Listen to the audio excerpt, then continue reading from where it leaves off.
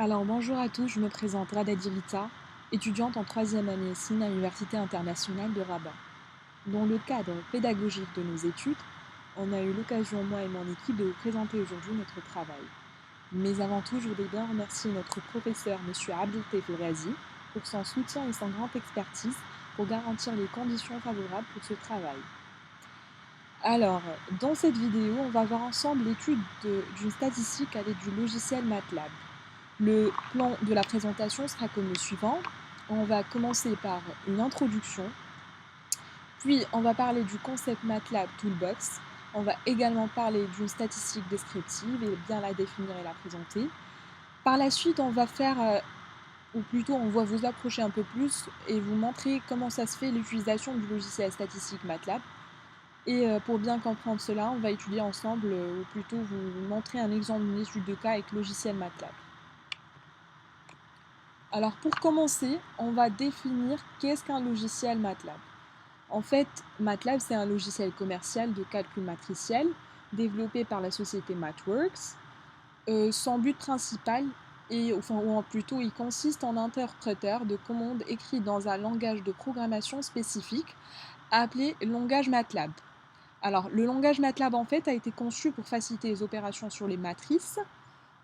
Il permet également de manipuler des données de différents types dont certains sont imbriqués, comme les entiers, les nombres réels, les nombres complexes, les caractères. En fait, ces données peuvent être assemblées en tableaux de différents types imbriqués, comme les vecteurs, les matrices ou les tenseurs. Les tenseurs, ça veut dire les matrices à plus de 2 dimensions. Donc voilà la définition du logiciel MATLAB. Là, on va parler plus précisément du concept MATLAB Toolbox. Alors, les toolbox, en fait, sont réellement des caisses à outils comportant une collection de fonctions relatives à plusieurs domaines scientifiques et techniques.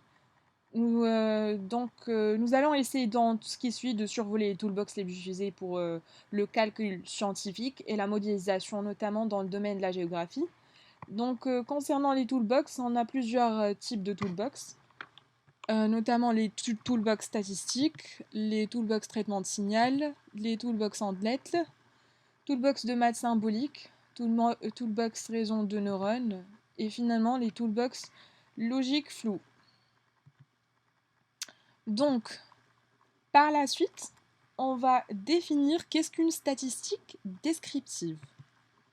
Alors, une statistique, ou plutôt l'analyse descriptive, est le terme donné à l'analyse des données permettant de décrire et plutôt de résumer des données historiques de manière significative.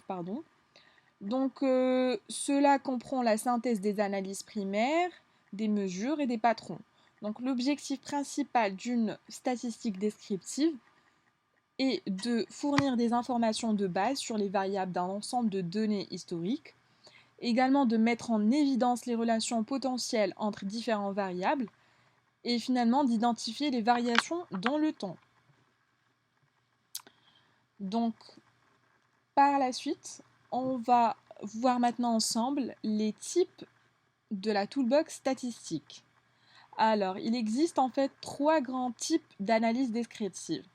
On va commencer tout d'abord par l'analyse de la tendance centrale. Donc, concernant l'analyse de la tendance centrale, il y a la moyenne arithmétique.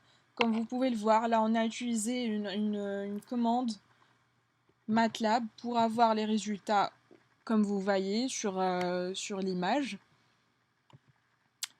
Dans le deuxième type, il y a la médiane. En fait, là dans ce cas, si l'effectif total n égale à 2p est pair, donc le centre de l'intégrale ME est le suivant.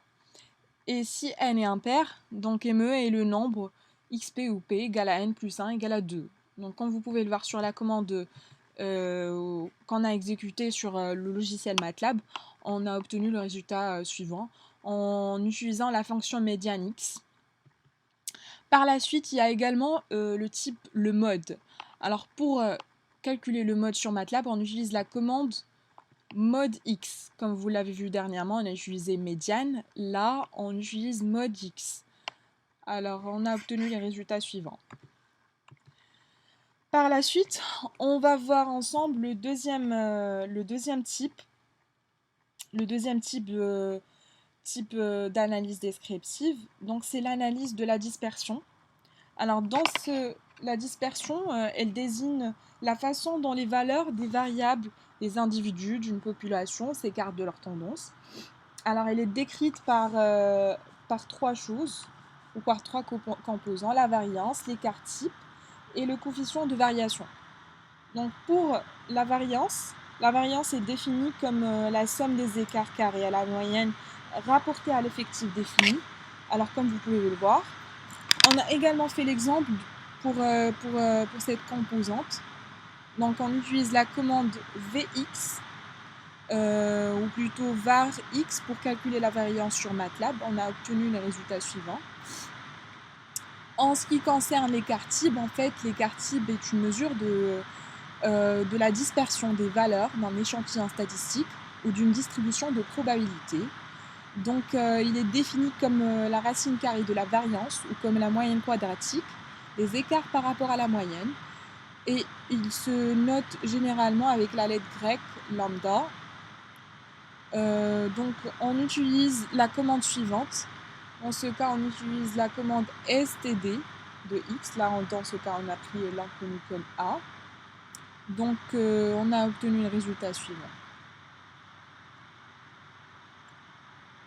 Après avoir fini avec l'écart type, là, on passe aux écarts interquati. Donc, l'écart interquati, aussi appelé étendu, est une mesure de dispersion qui s'obtient en faisant la différence entre le troisième et le premier quartier. Donc, pour le calculer en MATLAB, il suffit d'utiliser la fonction IKR, ou plutôt IQR, pardon. Donc voilà. Là, par la suite, on va découvrir ensemble maintenant les fonctions de la toolbox statistique. Donc, il existe 6 fonctions, comme le RAND, c'est un générateur aléatoire qui est associé à la loi uniforme. Le RAND est un générateur aléatoire associé à la loi normale. Min x, calcul de la moyenne empirique. Var x, calcul de la variance empirique de x. STD, comme on l'a vu dernièrement, ou plutôt précédemment, c'est le calcul de l'écart type empirique de x. Et somme x, calcul de la somme des composantes de x. Alors maintenant, on va passer à l'analyse de la distribution pour parler des lois de statistique. Alors en fait, il existe plusieurs lois de statistique, parmi lesquelles je cite la loi de Student, la loi géométrique, la loi normale, la loi de Poisson, loi binomiale et finalement loi Chi2. Alors on a pris quelques exemples pour la loi de Poisson. Alors la loi de Poisson est une loi de probabilité discrète qui décrit le comportement du nombre d'événements se produisant dans un intervalle de temps fixé. Donc, comme vous pouvez le voir, là on a exécuté la commande de Poisson RND pour la loi de Poisson et on a cliqué sur Run pour obtenir la courbe suivante. On a également fait l'exemple de loi géométrique. Alors la loi géométrique, elle désigne selon la convention choisie, l'une des deux lois de probabilité suivantes, soit la loi du nombre x des preuves de Bernoulli, indépendante, pour obtenir le premier succès. Donc on a fait la même chose, on a exécuté cette commande avec Geo RND et on a cliqué sur Run pour obtenir la courbe suivante. Et dernièrement, on a eu l'exemple de la loi normale. Donc la loi normale, c'est parmi les lois de probabilité les plus utilisées pour modéliser des phénomènes naturels issus de plusieurs événements aléatoires. Donc, on l'a exécuté également, mais cette fois avec la commande norme RND pour obtenir au final la courbe suivante. Alors maintenant, je vais vous laisser avec ma camarade de classe pour parler de la création du logiciel statistique MATLAB. Je vous remercie. Bonjour tout le monde. Donc passons maintenant à la partie pratique de notre projet, où on a eu l'occasion de créer un logiciel statistique avec MATLAB. Parce que comme on sait tous, les logiciels de statistique et d'analyse de données sont devenus de nos jours des solutions indispensables pour toutes les entreprises et les plateformes qui désirent de mesurer leurs performances avec plus de rapidité et plus de précision. Et pour notre cas, on a choisi de créer un logiciel afin de mettre en pratique les calculs vus théoriquement et pour nous faciliter les mesures statistiques. Donc, je passe maintenant à vous montrer les étapes qu'on a suivies. Premièrement, on a essayé de créer un logiciel en insérant des codes MATLAB permettant les calculs demandés, ce qui nous mène à la connexion à notre espace pour pouvoir importer les données et établir toute mesure statistique voulue.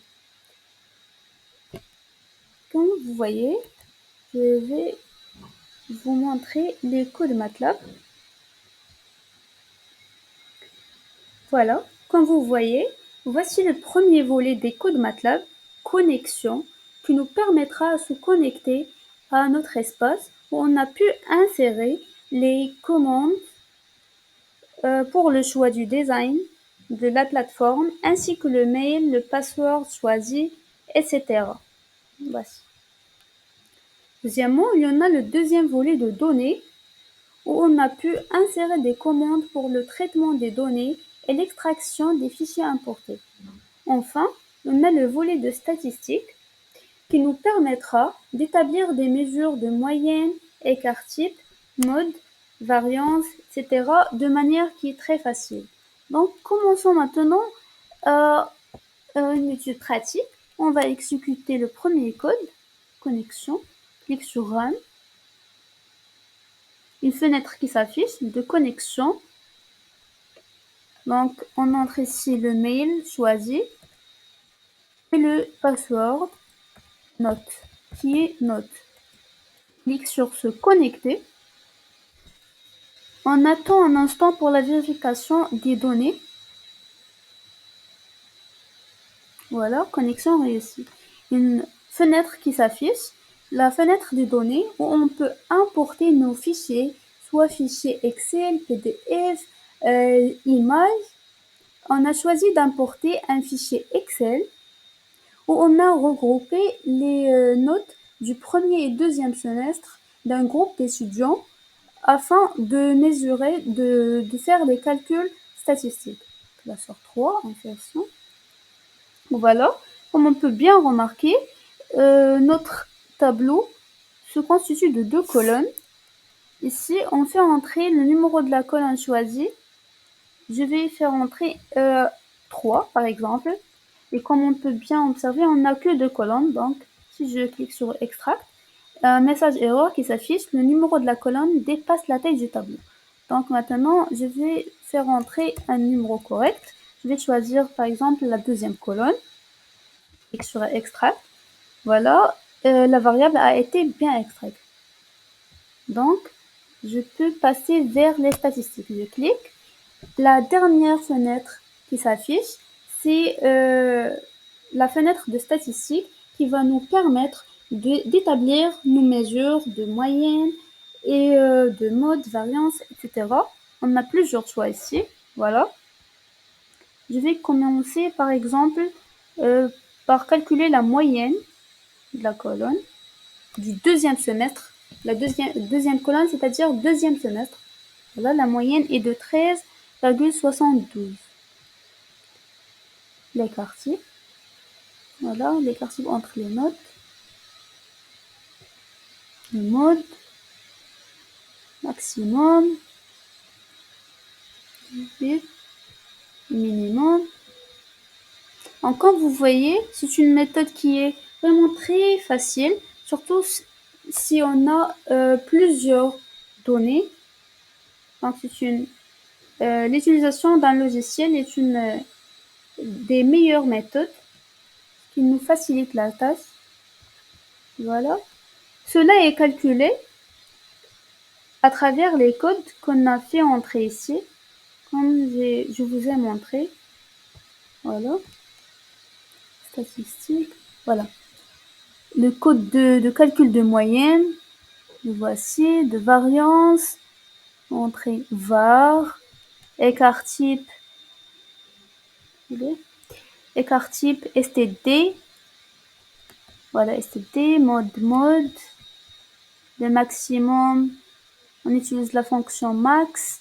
Pour le minimum, on utilise la fonction min, médiane, etc. Donc voilà, notre projet touche à sa fin. Donc en guise de conclusion, je rappelle que le but de la statistique descriptive est de... Voilà, conclusion.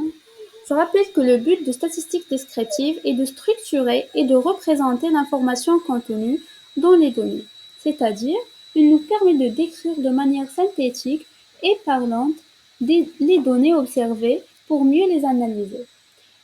Et lors de ce projet, on a utilisé l'un des logiciels sur MATLAB pour nous faciliter les calculs statistiques. Donc, je vais vous envoyer le lien du logiciel où vous pouvez importer vos fichiers et entamer vos propres calculs. Donc enfin, j'espère que cette vidéo soit utile pour vous et je vous remercie énormément pour votre temps et votre écoute.